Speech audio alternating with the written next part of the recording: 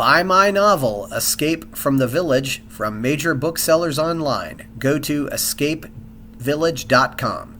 Subscribe to my Substack. Go to fountainheadforum.substack.com. Thank you. Welcome to the Party Pal. This is Fountainhead Forum 148.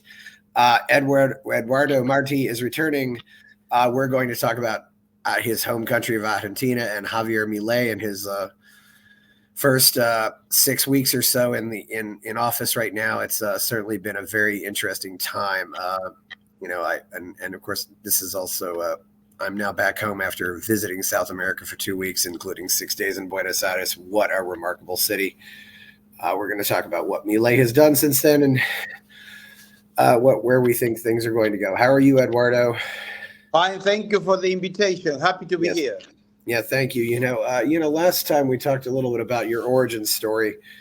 You've been involved, with the Foundation for Economic Education and some of their economists. You know people like Hans Sennholz and Leonard Reed, and you all and remind us of what your own organization is down there. It's Foundation for Intellectual Responsibility. It's a small organization that I founded 3 to 4 years ago. And the purpose of the organization is keep teaching and giving the cultural battle, what you do, Chris. And I just film courses on economics, on philosophy, on history. And also I run a club called Read to Lead, where I try to attract intellectuals when they come to Buenos Aires to give a lecture, and we discuss their main thesis. So we have fun. It's a small club, not too many members, but we enjoy every meeting, and we try to attract the best intellectuals around the world to keep us busy thinking, a difficult task. Yes, this seems to be a case of, sometimes they say, things happen slowly, then they happen fast. But Milei, obviously we didn't really notice, but it looks like, that some of the intellectual groundwork for this has been laid for a long time, and it just suddenly, with a perfect storm came along where you had really bad situation and also a man who really knows how to get people excited about things. Yeah, you got it right, but that's exactly the case. We started to see free market economics and a little bit of the philosophy of freedom, I think, in the 70s. So we worked during the 70s, the 80s, the 90s, and 20 years now. And but we kept improving little by little, and we had some representation through some political parties. At the beginning, we had 2% of the votes. I remember that was in 1973. In 1976, we had in 1986, we just improved, and we went to 12% of the votes. Later, with Menem, Menem won the election being a Peronist, but because the libertarian forces got 18% of the votes, he wanted to attract them to his government. So he finally got a very good liberal conservative government during 10 years because he was re-elected. And after that, Lopez Murphy, another liberal representative, got another 20% or 21%. And finally, now Milei, he got around 32, 33%. But in the ballotage, he won the election with 56% of the votes. So that's a pretty good number, right? Yes. For especially winning 20 provinces out of 24, what shows that especially in the poorest provinces, and where in general there are feudal provinces, he won. So except in 4 provinces that full of populism and full of resources to distribute money through the politicians, he won all around the country. So it shows that he's a storytelling man. He is making the case against the casta he calls the casta all the politicians, the bureaucrats. Yes. So people really finally understood that the government is the problem, and he mentioned that. And because the way he speaks, and because he's so vehement, so he speaks and shouts, and people got attracted to him. Really, I mean, they voted him. Now, and he also warned the population about the situation he was receiving in the country, and that also he had to, we were going to suffer. He gave a kind of Churchill speech, blood, wet, and lágrimas. I don't know how to say that. But he promised the population pain, and the people still voted him. So I think people are prepared to have a recession, a kind of stagflation, inflation and recession, for at least 1 year or two. And after that, they expect the situation to improve. But in December, the inflation rate was 20%, and more than 22%. And this month, January, probably we will have another between 18 to 20% of inflation. So the situation is desperate. It's really very poor. The poverty has extended all around Argentina. So he's inheriting a very, very difficult situation, probably the worst situation in the history of the country. So let's see if the population resists. All the politicians, the leftists, the populists, are attacking him from day one. And in the next week, we are going to have a general, how do you say that? A general grève in Francais. They will stop the country, the unions. And general strike, general strike, right? And it has a lot of support from all the bureaucrats and all the public employees and all the unions. So let's see if the population still can back him. I expect they do. Yeah, it's, I think one of the most, that's often been one of the struggles for free market reforms, is sometimes in the very short term, things can look a lot worse before they get better. And voters just don't really look that far ahead. And sometimes, and there also has to be a lot of trust to look that far ahead. Well, take, for example, all the services, the light, the gas, water, cable TV, internet services, medical services, oil for your car, transportation. They were all with maximum prices. They were control prices. So, and some of them were just in between 20 to 25% of the real value. For example, 1 liter of gas for your car was 25 cents. The real price is $1 all around the world. So once they allowed the oil companies to set up the real price, of course you had an inflation rate of 300, 400% in 1 month in terms of gas. So what you see is that the transportation service to take a bus in Argentina was 3 cents. And of course, the transportation companies could not resist that. And of course, they were receiving subsidies from the government. But that was a fortune per year that the whole population in the whole country was paying without knowing, just to subsidize the big population of the suburbs of Buenos Aires.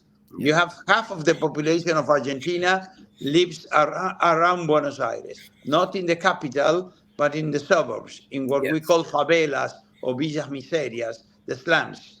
And for the government, the populist government of Cristina Fernandez and Alberto Fernandez, they were just forcing the transportation companies, to subsidize the price.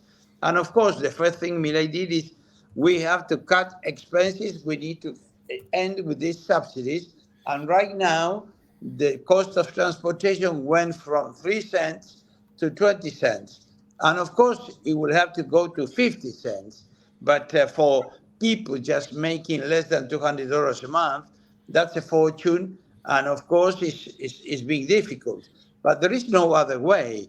Not only the services, in general, fixed price of food.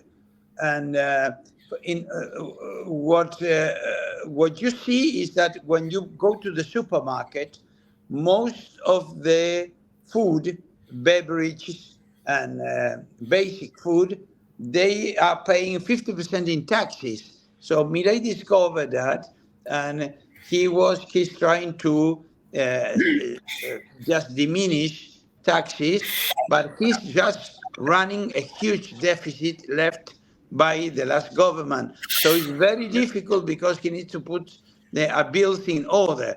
He's planning to reduce public spending 10% of PBI, because right now it's more than 40, around 45, and he wants to go the first year to 35. But also, he needs to pay the bills left by the last government. So it's very difficult because he's in need of money. So he's really reducing all the expenditure in different areas. I made a list. I don't want to bore you. But for example, just what you see, the plan is we were just in our way to 15,000% of inflation. That is hyperinflation, no? The first measure he took was to stop printing money for the treasury. So he promised the Argentinians that until he gets enough dollars to dollarize the economy, he was going to stop the printing house. The central bank was not going to help the treasury, but only to pay LELIQs. LELIQs are just debts that took the central bank. So he needed to print money to pay those LELIQs. That was an old debt, because there was no other way to pay it. So the only source of printing money right now is paying an old debt called LELIQs. What else do we have? The export companies selling to the world cereals, the government was paying $300 per ton per dollar exported, and Milei just devaluated the currency. The real price of the dollar is 1,000 and 1,100, and Milei devaluated the currency. He went from 300 to 800. According to me, he had to liberate the dollar, but he was afraid because of the inflation rate that is being very tough. But at least right now, the people exporting, they are selling their dollars for 800, not for 300. So he's allowing people to buy and sell dollars. Not yet, but they are announcing in the next 60 or 90 days, they will be allowing people to trade in dollars. That's very important. He opens skies. Argentina has an airplane company that they had all the privileges, and all the good destinies were just allowed for that company, Aerolíneas Argentinas. So right now what he says is we are going to privatize that company, and we are opening skies to allow people to travel. Just to let you know, if you want to go to any place, all the flights were going from Buenos Aires and to Buenos Aires. So if you want to go from a province in Patagonia to a northern province of Argentina, you had to go through Buenos Aires with one stop. So that was crazy. So right now, Milei opened, and right now in the last month, just in 1 month of government, we have 10 more companies serving the airports and organizing trips to our neighbor countries like Brazil. He deregulated the rent controls. So in Buenos Aires, it's a very big city. Practically, if you wanted to rent a house, there were not houses or apartments available. Why? Because of rent controls. So people were just withdrawing the properties to be rent. So what he did is he deregulated that market, allowing people to sign free contracts among themselves. So right now, little by little, you see that the supply of apartments and houses is really improving little by little, but you can see a change. He's just taking out 120 taxes that in total Argentina had 167 taxes. He just eliminated 120. He reduced the quantity of ministries, the quantity of secretaries, the quantity of subsecretaries, just to try to eliminate expenditure, and also he's trying to withdraw people from government. The quantity of people working for the federal state went from 2 million to 4 million. So what he is trying to do is to reduce that quantity. He will not be increasing the salary of public officials for them to be tempted to go to the private sector. And at the same time, he organized a kind of plan of you need to show up. That idea of just working from your house, we want to see what you are doing, at least for a time. And so a lot of people, they were receiving payments without working, without doing anything. They just resigned because they were discovered, and they were just a kind of political jobs, giving money in exchange for nothing. So he's changing that. What else do we have? He announced that he is going to privatize 28 state-owned companies, and but of course the Congress is opposing those measures, some of them, and he needs to give up some of the ideas. For example, the oil company YPF, that is the most important oil company in Argentina. Milei wanted to privatize them, but the Congress said, at least keep that company in the hands of the state. So I think he's going to give up on that. He is just stopping the unions from privileges. He's withdrawing privileges, telling them that now if you want to hire a person, you don't have to pay all the fees related to that contract that were going to the unions' pockets. So unions are furious. That's why they announced a kind of march, a parade for the next week. But what you see in general is a very good attitude. Milei has a very good sense of life. I have a little bit of shortcomings. I think he should improve his speaker's skills. I think that the guy who spoke in Davos is not the real Milei, though I think he did a good job. But when he's more spontaneous, when he allows himself to be himself, he speaks better. He has more charm for the public.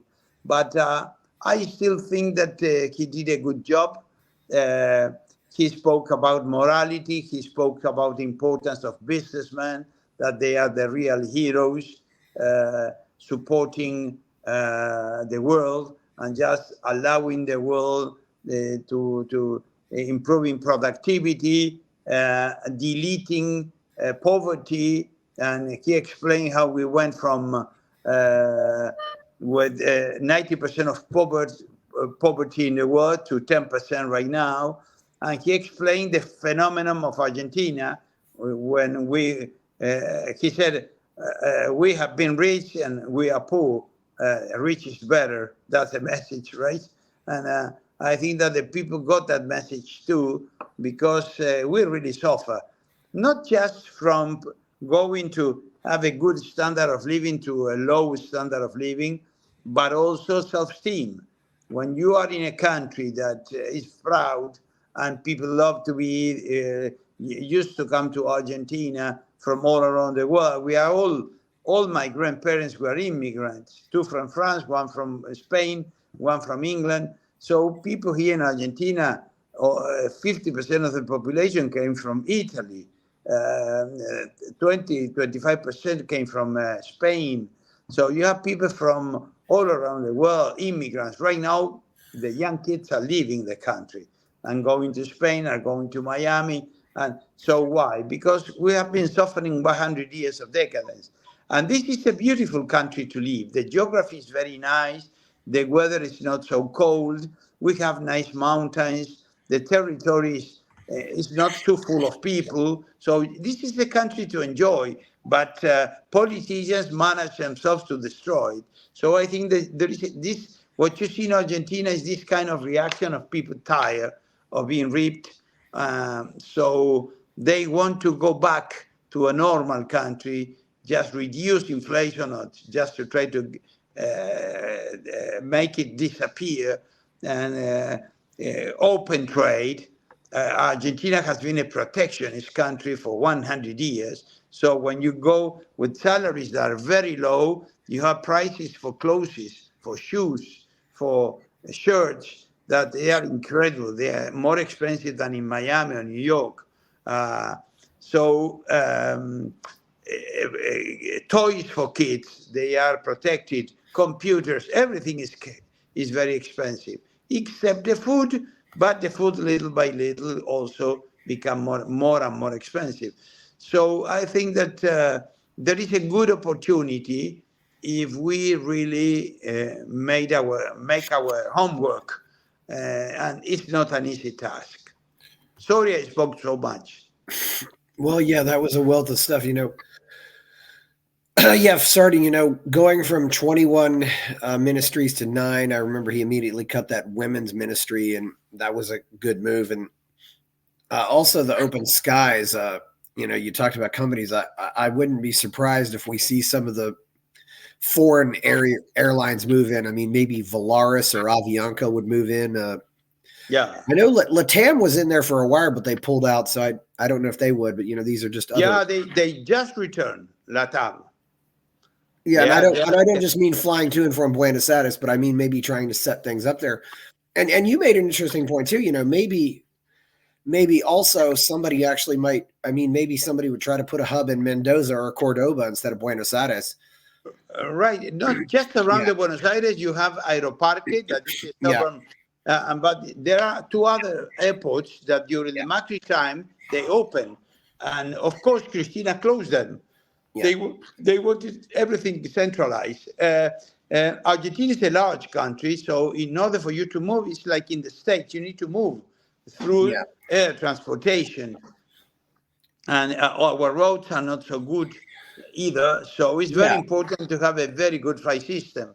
And right now, another interesting thing that Milei got in touch with Cameron, is the British Chancellor, to improve the relationship with England, leaving aside the subject of the Falklands. So I expect too that we regain a good relationship with the islands and with the inhabitants there, just trade and commerce and sports, for us to close. That war was very stupid, and also put Argentina in.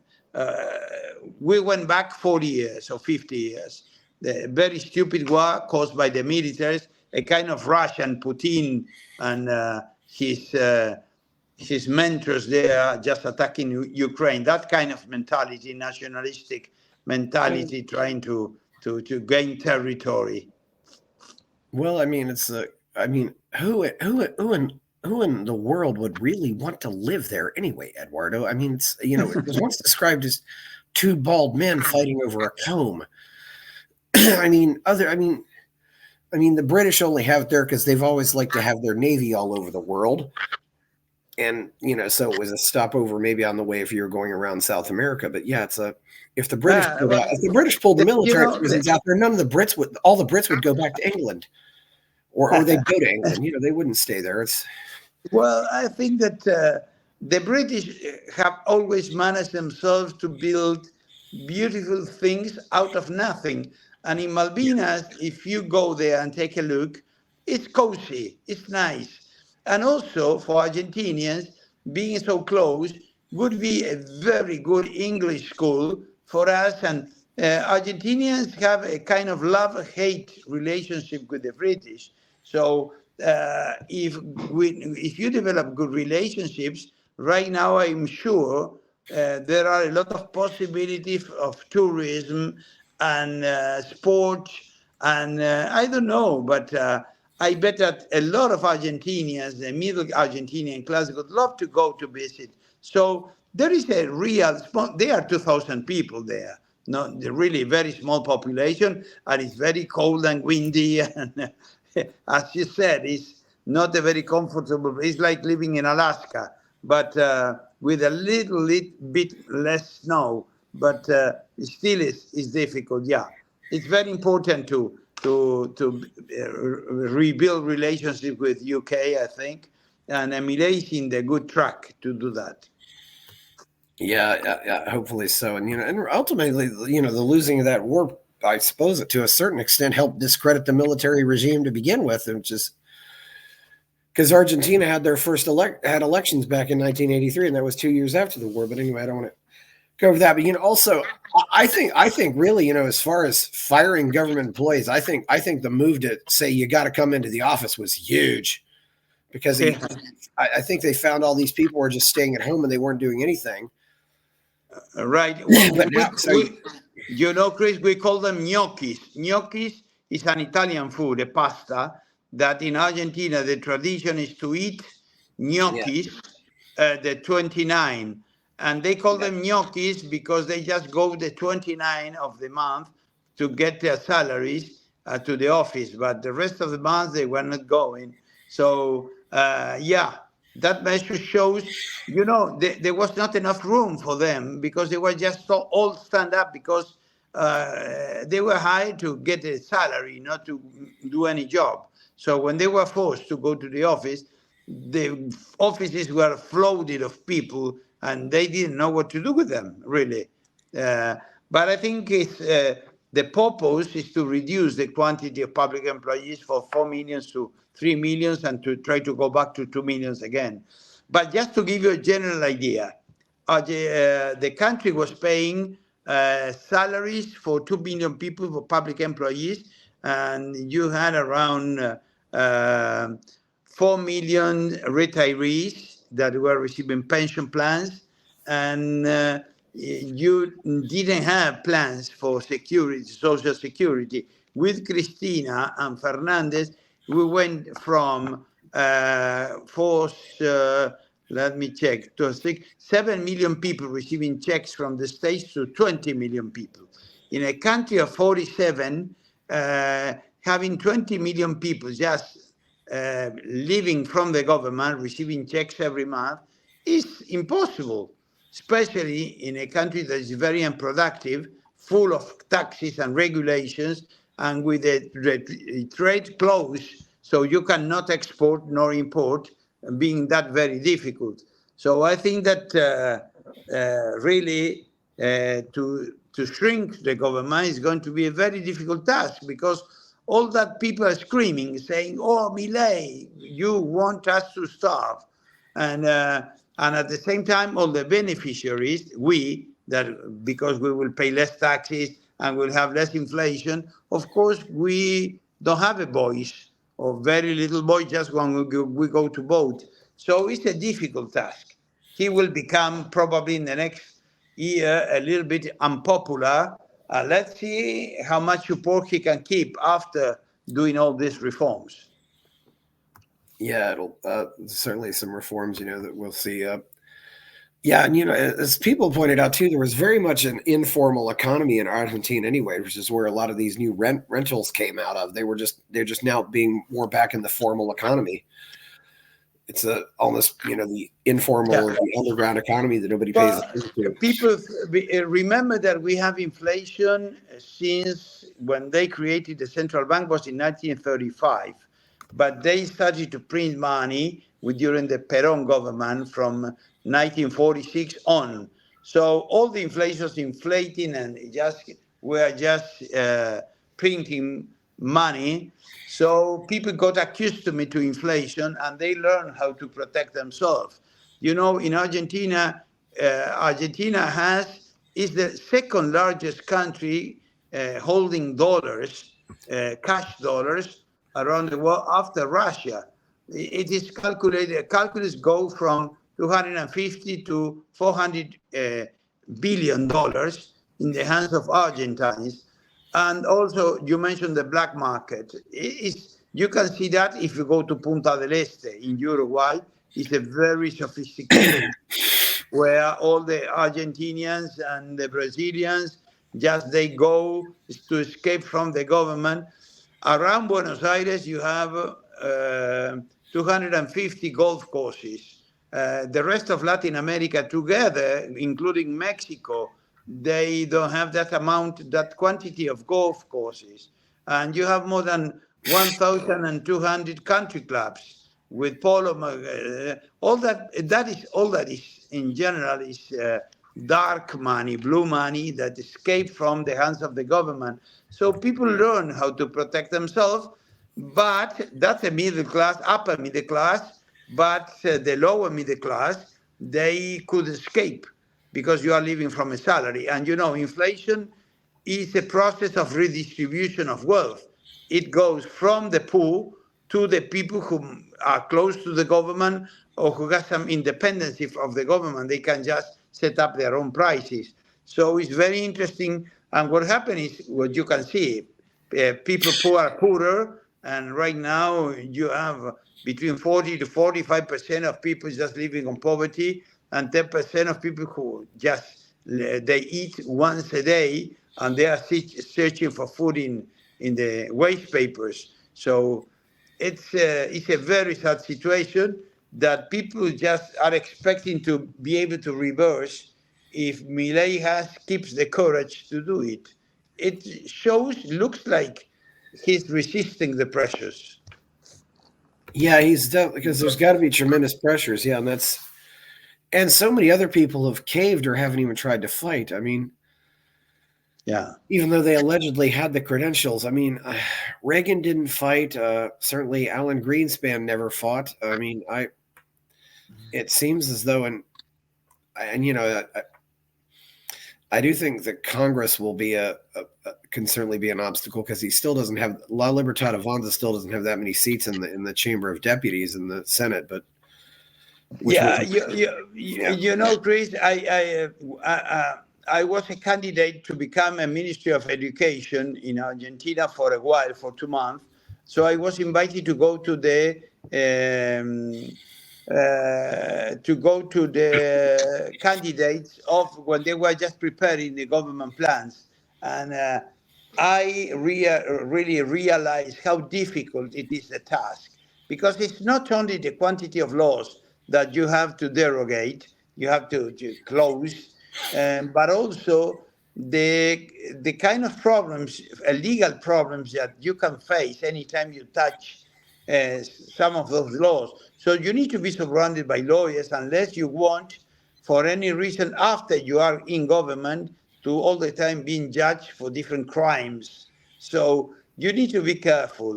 And also it's full of bureaucrats that are always putting obstacles in the wheel, telling you that you cannot do, and etc. So I got sick after these 2 months, and I was happy not to be elected finally. I was too radical for them. So they finally said, we have too many fronts to cover. The economy is the first priority, so we don't have another crazy man in education with charter schools and with vouchers and trying to allow different curriculums and etc. So we have a good man. I don't know how many reforms he will be able to implement, but he's trying. So, but what I could see is how difficult it is. Really, you need a lot of energy. You need to be a young man. I don't know how Biden managed himself to be president with all those pressures, being 80. I don't know how old is he. Oh, Biden, he's to look that up. But Joe Biden is. Yeah, what's interesting about Biden, too, he's been there since 1972. I mean, he's 19. Well, he's 80. He'll be 82 on November 20th. Yeah. Yeah. So So he's gone very old to be a president. Really, you need a lot of resistance with a very strong agenda, full of pressures. You need to deal with Putin and with the Chinese president and with the guy of the, how do you call them? Trump called him the guy in Korea del Norte, North Korea, Rocket Man. Yeah. I think it's very interesting. It seems like this is a generation of Americans that just wants to hold on to things and doesn't want to let go. But it'll happen eventually because it always does. So we're looking at some of these policies that are going away. I mean, the housing situation, and well, another thing that you can mention about Milei is that how he positioned himself in the world scene. He's defending Israel, the idea of just, he really explained that Hamas, the terrorist group who attack Israel, and Israel has the right to defend itself, and trying to get rid of Hamas or Hezbollah.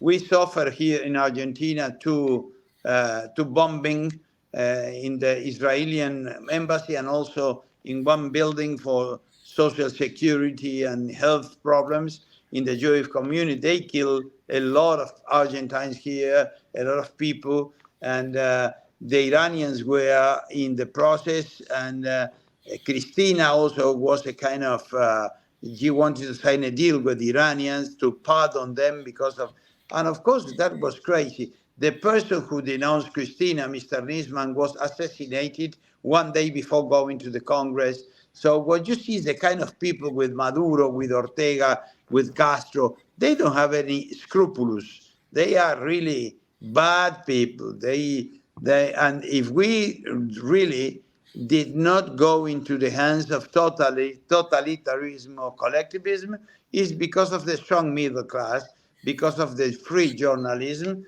and because of people just going to the streets.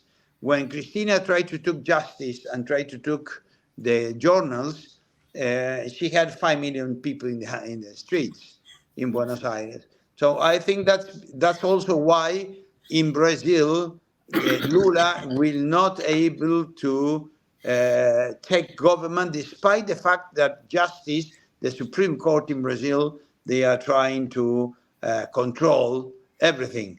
But the Brazilian middle class, the businessmen, they are very strong. So you cannot control them, I think. That's why I think that Brazil will remain free.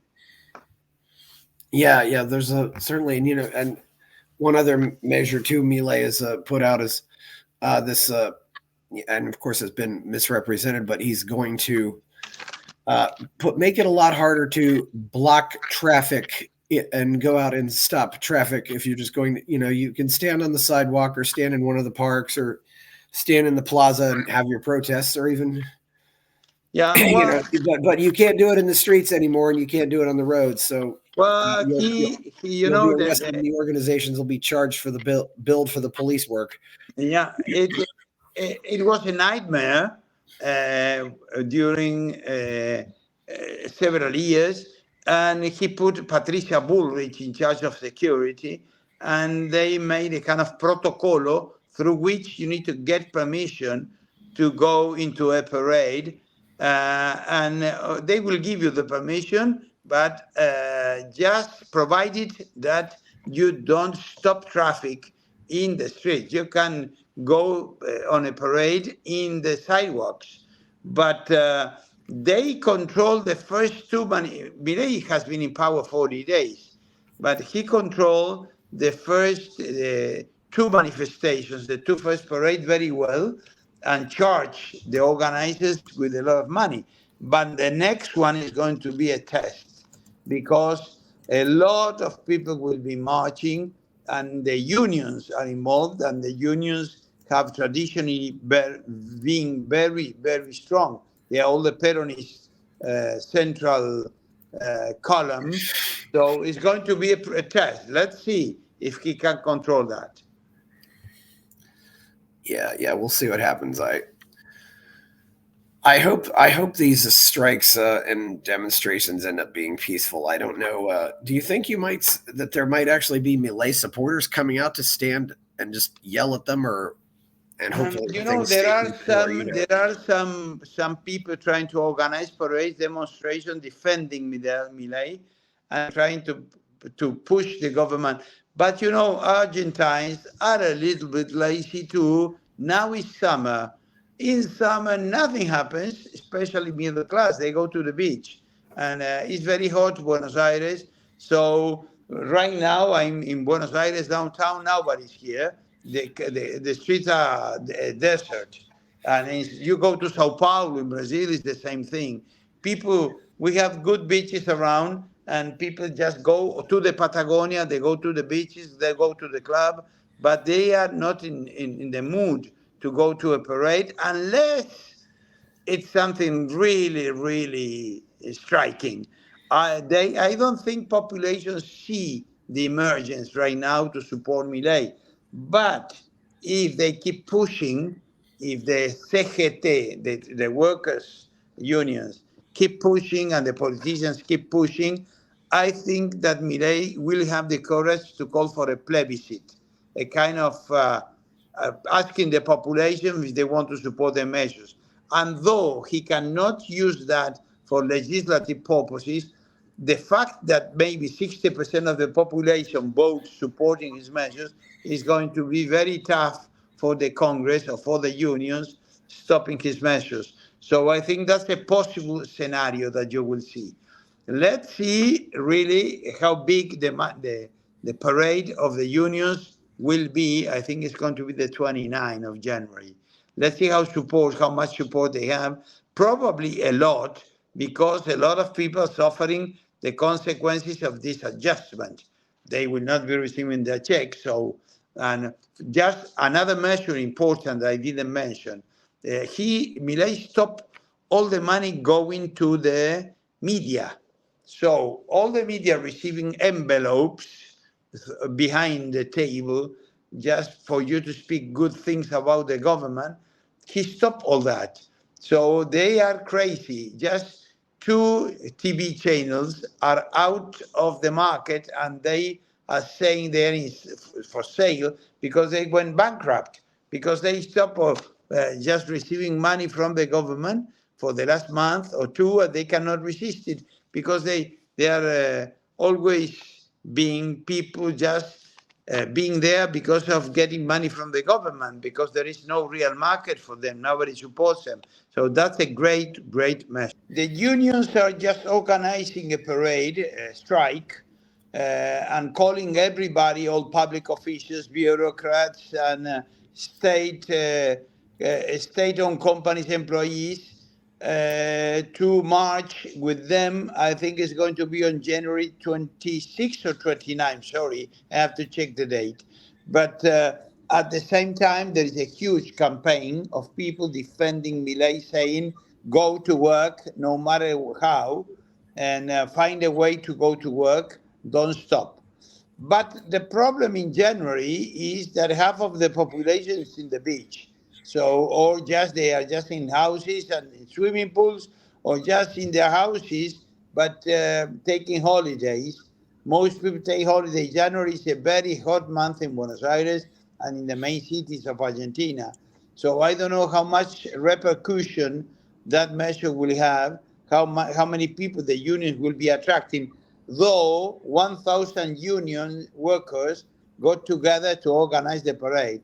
So I think that it's going to be pretty huge, and trying to put pressure on Milei to get privileges and to stop legislation. But let's see, it's going to be the first important test he will be facing. The first one probably was Davos. This is the second one. Yeah, they're all, as you said, they'd rather go to the beach, and and then that is more fun than standing out on the street where it's, go to the beach, go to the water. It's a little bit cooler. I think that in the state, people take holidays all around the year in different days. Yeah. Of course, more concentrated in the summer. But here in Latin America in general, people take January and the week of Carnival in February. So, and they all live together. So it's a time where it's not very good to organize anything. For example, my club Ritually meets 11 times a year from February to December. January is free. It's like your August. People are not there. So it's the last month, people take holidays or vacations. It's not a good time to organize anything. Yeah, it seems like they all just kind of stopped. I guess maybe they're all politicked out too after the elections. They just don't want to think about it anymore, so they go. Well, and then of course you had Christmas. Yeah, I mean that's interesting. Yeah, you have the you get sworn in right before Christmas, so it seems like people are just ready to go go take care of Christmas, and Christmas and New Year here is hot, and it's funny because of European traditions came to Argentina, and of course the food you eat and the way you behave is for winter time, for snow, and of course here is summer, so you have 30 degrees or 90 degrees Fahrenheit, and people just eating the kind of food you are eating for winter. So finally, little by little, traditions change, and a lot of people find a way to go out. And in Buenos Aires, and in the suburbs of Buenos Aires, half of the population of Argentina, you need to go to south because you have the River Plate here. It's not very friendly to go to the. There are no beaches in Buenos Aires. You can go with the boat, but it's not a place. River Plate is flat. So all the water coming from Brazil goes to the river. It's the widest river in the world, but it's not very deep. So if you go to the river, you need to walk around 5 kilometers with the water to your chest. So it's not very friendly. People, if you want to go to the beach, you need to get your car and make between 300 to 400 kilometers where the real sea starts. But we only have beaches available in Argentina for 2 months, January and February, because water is very cold. In March, it's difficult to get into the water because it's cold. It's north of New York or Boston or Cape Cod. You have water. So most Argentinians, they just profit on January or February, or they go to Brazil, to the south of Brazil, or to Uruguay, where water is hotter. So you can enjoy your swimming better. So this is just to give you a kind of context or atmosphere, how people live here. Yeah, what do you think Milei is doing to change mindsets? It sounds like to me there's definitely because I hear a lot of people say he's really changing how people think, especially maybe with the younger voters, because he's definitely got the because if it had been only voters under 30, Milei would have won even by a wider margin. Yeah, that's true. I think that young boys got the message. He saw their parents fighting to improve their lives and they fail. So the message of Milei really gave them a good explanation who to rebel against. So I think they got that. And really, I think that our job has been very good. Milei mentioned in Davos Mr. Alberto Venegas Lynch. The two Venegas Lynch have been very instrumental in changing the intellectual atmosphere in Argentina. Alberto Venegas Lynch, the old man who died several years ago at the age of 90, that guy was, as I told you, the friend of Leonard Reed, and he founded in Buenos Aires the Center for Studies on Liberty. He printed several books, and also very good books like Economics in One Lesson, or just Mises books, and Hayek books, and the whole collection. He printed Ideas on Liberty, full of beautiful articles from your founding fathers. So that's the way we all got familiar. We all, when I say the libertarian youth of my age, we, Kachanowski, Chafuen, and all the young guys, we went there to get arguments. My father was a conservative. He had Atlas Shrugged in his library, but in general, the ideas of free market economics, they were more nationalistic, more conservatives.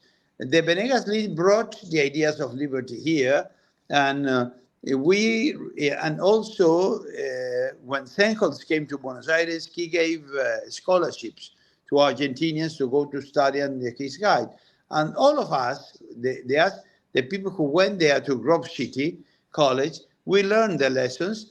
And the Venegas Lin Jr., he hired us because he was a professor at the University of Buenos Aires, and he had 10 different commissions. So he pointed out to us and allowed us to be the professors of one of each commissions. And we did that for 10 years at the University of Buenos Aires with all the lawyers. And I think we have been very influential because Hans was very good providing you arguments. We also learned from Lawrence Reed, the president later of Foundation for Economic Education, and we familiarized with all the Austrian movement. I went to seminars with Murray Rothbard in New York about the mystery of banking on the whole monetary system. So you learn about money and banking. I went to seminars with Israel Kirchner, that he explained to you the market processes and how it works. We met with all the objectivist movement. I got first in touch with David Kelly in New York, with Edward Hutchins, very interesting guy too, with William Thomas. They are fantastic intellectuals. I discovered the Infrared Institute later. I went to California and I participated with Maria. Maria, my sister, right now is in charge of the Latin American Center. We became friends with Marsha Enright, with Leonard Reed. I remember the laissez-faire books run by a lady that I don't remember her name. Do you remember her? Andrea Millen Rich. Andrea Millen Rich. She was a fantastic. She came to Argentina. She bought an apartment here in Buenos Aires. She loved to go to Mendoza and to drink wines from the vineyards in Mendoza. And his husband is Mr. Rich. I don't remember. Howard Rich. Andrea died a few years ago, but Howard is still alive. So yeah, that was a that was, I mean, back in the days when we're, because I'm I'm part of that last age bracket who got a lot of my education from book catalogs that I got in the mail, and Laissez-Faire Books was the best of all of them. I agree. Who else was there that I met? So all of us, the 10 people who went to Grove City, we all got familiarized with Marsha Enright in Chicago and the Montessori schools she created. Very interesting. Stephen Hicks, who wrote Explaining Postmodernism and Nietzsche and the Nazis. So we got familiarized. We still are a short number of people, but I'm sending guys to Chicago right now to the seminars with Marsha. Maria is promoting seminars all around Latin America. So what you see is the little movement, but compared with the quantity of objectivist libertarians that you have in the States, I'm sure that you will recover because of that.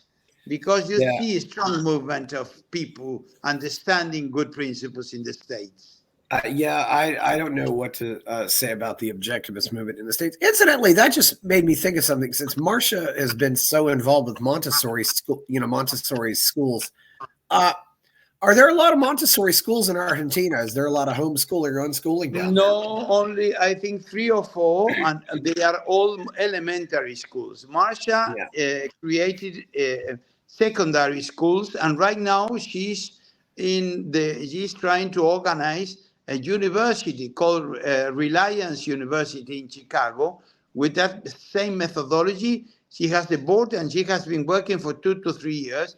She will be launching probably the university next year, but it's a very interesting project. She invited Milei for her annual dinner, and I was the person in charge of taking the several invitations to Milei. The Students for Liberty, they will be meeting in Washington, so they gave me the invitation, and I forwarded it to Milei. The second one was the Freedom Fest in Las Vegas, Mr. Mark Skousen. The Freedom Circle run by an Argentinian, Mr. Milani, several invitations. Milei is full of invitations because he's an attractive fellow. So right now, I don't know if he will be able to go, but funny. I can imagine. I can imagine at this point just how many invitations he's been getting. Oh my goodness! And I would assume it. He'd probably at least maybe be more responsive to invitations that are a little bit closer. I mean, it takes him 9 or 10 hours to get here to the U.S., but he can go to Santiago in 2 hours. So. Yeah, well, from Buenos Aires to Miami is around 8 hours, but you sleep in the middle. To New York is 10 hours or 11, and but you take the plane at 9 or 10 in the night, and you are in the morning. Of course, it's very tiring, and having so many problems here in Argentina, I don't know if you will find the time to go. Yes.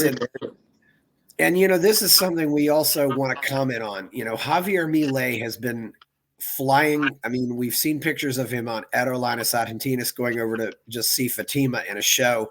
And then he was recently on Lufthansa, going to Davos, he's flying Lufthansa. He's flying that German airline. He should be flying only our airline. But anyway, he doesn't like to fly. But that was probably the best option to go on Lufthansa. He had several people with him. He had Karina. He had Deanna Mondino and a few other people. He has the presidential plane, but he doesn't want to use it to. There were 5 people going to Davos. The future ambassador in the States, Mr. Wertheim, his sister, Karina, and the Chancellor of Argentina, Diana Mondino, a very smart woman, a brilliant woman. And also the Ministry of Economy, Mr. Caputo, who met with the FMI authorities in Davos. So, but compared with with Fernandez, he used the presidential plane with 20 friends or 30 friends. He went to the best hotels, etc. Milei is not the kind of guy who's going to be delighted with luxuries. He's a very simple man. So I think he will be cautious spending taxes coming from the taxpayers. Yes. I won't begrudge him if he wants to fly first class. But I think, to me, this is the difference between a president of a republic and a king. Yeah. Of course, I agree completely with you. You get out there, and it's and people certainly say, "Oh, President Milei's on the plane. Let's get a photo shoot," and he's ready to do that. I hope he stays that way. Yeah. I hope to.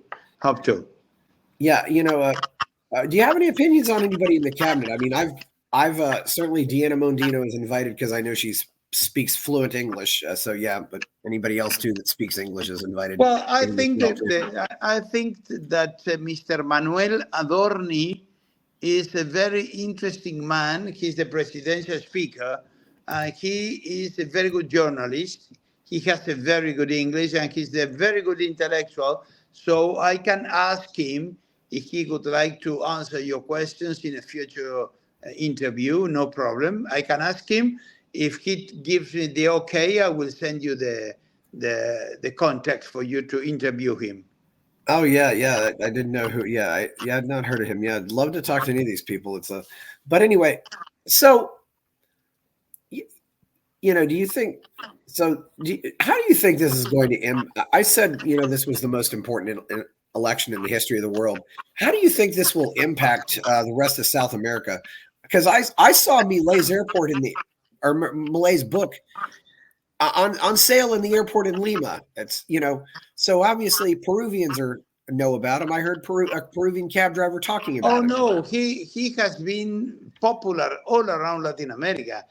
In Brazil, they were, the day he took power here in Buenos Aires was full of Brazilian businessmen. Of course, they support Bolsonaro, most of them, but the right-wing Brazilians, they are delighted. I received probably 20 emails and messages from friends in Brazil detailing and giving me details of Milei, and they follow him. All the media in Brazil, they are very leftist right now, but the independent media, there is a channel called Brasil Paralelo, and they support Milei, and they are against the Foro de Sao Paulo, and they follow him all around. In Chile, the right is very happy with Milei. Axel Kaiser, who is one of the best intellectuals we have in Latin America, you probably know him. You should interview him because he's brilliant and has a fantastic English. Axel's He's the been on best. here. You know him? I've had him on. Oh, good. Okay, Axel. But of course, the president in Chile is another leftist.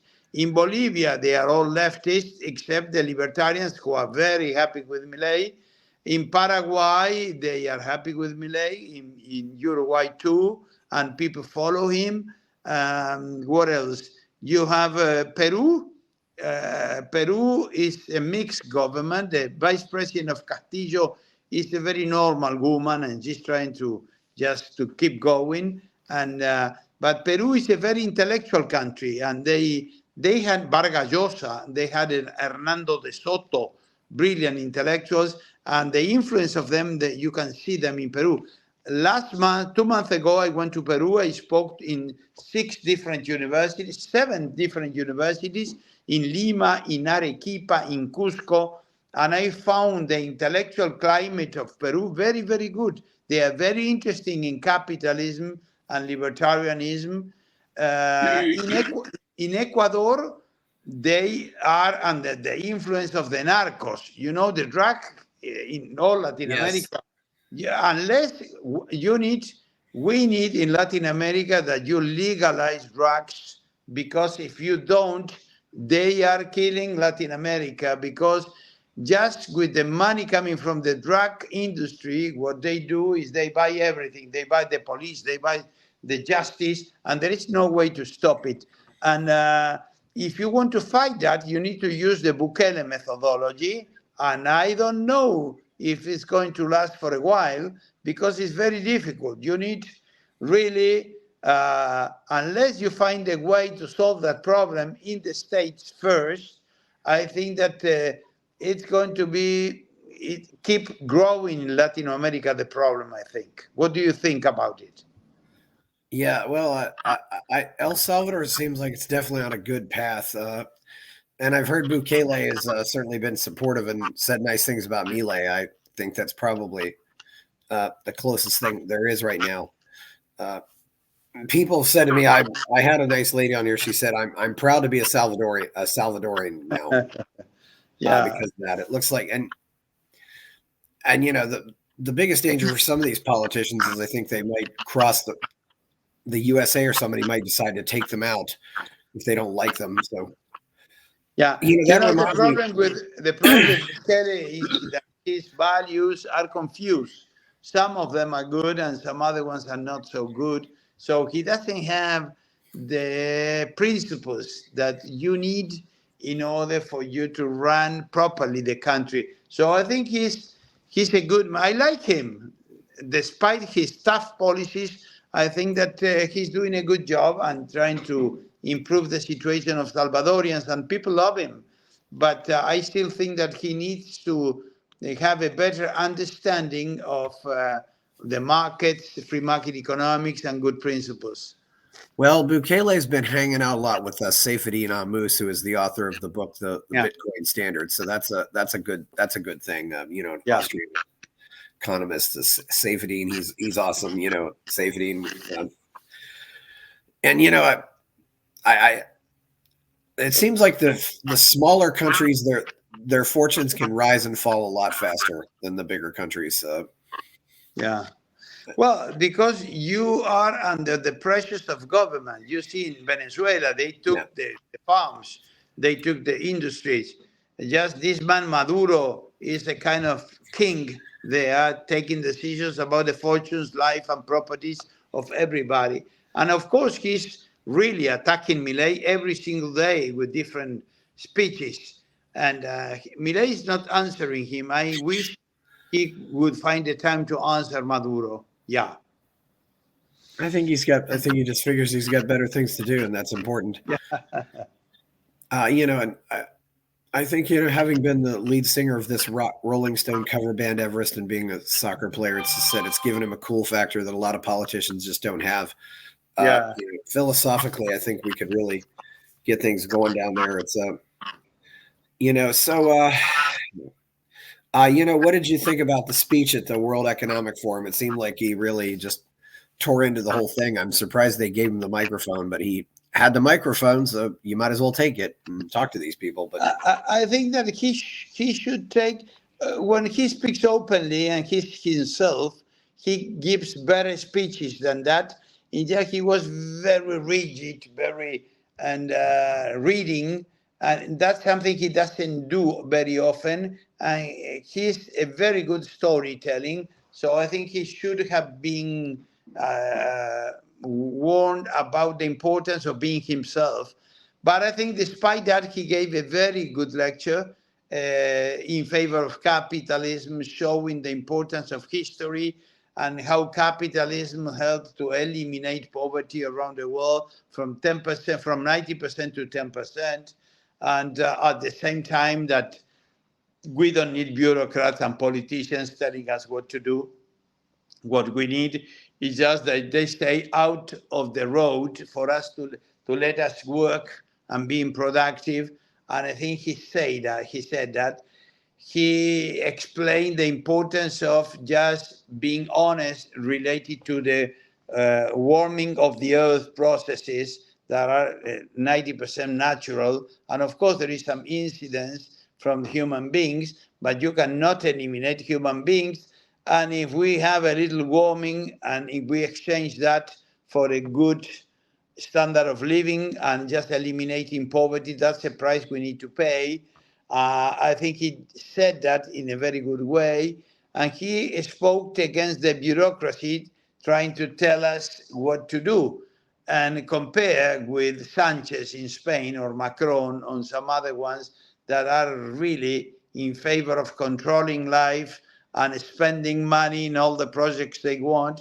That was a kind of fresh air coming from Milei. So I like him. If you ask me, my qualification from 0 to 10 of Milei address in Davos, I put 850 or 9 points out of 10. He's against abortion. I think that's a very delicate subject and more in favor of allowing women to take that difficult decision, not to imposing laws or persecuting ladies because they took the pill after one day after having sex. So I think that that point, he's taking him from Mr. Venegas Lynch, a conservative, very strong conservative, but at least at the moment, he is not in favor of repealing the law of abortion in Argentina. So I think he's more moderate on that point. But I would say that I would agree with him in 90% of the thing, 95%. And I admit that he has been very courageous in front of that kind of audience, giving that kind of a speech. I think that was simply fantastic. And defending capitalism and just explaining the connection between interventionism, collectivism, and socialism, and blaming a little bit of the social democrats and all the radical groups that they are pretty leftist. I think that he was okay. I like him very much. He was very courageous. I saw very little trash on the streets there, and I also saw. And if I wanted to go into Starbucks or a Burger King or any other small business, I could go in there and just use the bathroom. If I'm in some big city, even like Austin, I have to ask for a key code or something just to use the bathroom in these businesses where I've already bought something. And that's one measure of whether or not your city's gone to hell is when you can't use public bathrooms easily. It's even though you're a customer, you have to get a key or open the door with a lock. Yeah. I think But in general, in Buenos Aires, I think most public bathrooms are open to the consumers in the bars yeah, or the restaurants, but they are yeah, open. And sometimes, oh if yeah, you have a beggar and they ask permission to use the bathroom, they allow him to get in, yeah, but they are not locked. In general, yeah, that idea of the key that you need permission still is not here, thanks God. Probably because of the economic situation of Argentina, we didn't have too many immigrants. Most immigrants creating some troubles are Paraguayans or Bolivians, because because there is not easy access to land to build houses. In general, in the province of Buenos Aires, they just go and occupy fiscal land, and that has been a problem, and they fight for the land, and the government does nothing. we had some internet connectivity issues and had to cut that show with Eduardo off. Thank you for tuning in. Please buy my novel, Escape from the Village. Subscribe to my Substack. Like the video and subscribe to the channel. I'm Chris Baker with the Fountainhead Forum, and we are out.